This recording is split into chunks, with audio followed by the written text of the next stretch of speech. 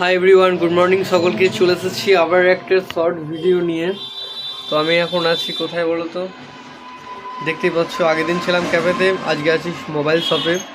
তো মেন যে কথাটা সেটা হচ্ছে, অনেকেই কোশ্চেন করছিল যে মোবাইল শপটা আমার আছে কি নেই। তো দেখতেই পাচ্ছ আমি শপে বসে আছি এবং কম্পিউটারের সামনে তোমাদের দেখাচ্ছি। এখন শপে রিপেয়ারিংও হচ্ছে, সব কিছু হচ্ছে, ব্যবস্থা করা হয়েছে। তো চলো আমি সেগুলো তোমাদের দেখাবো এখন।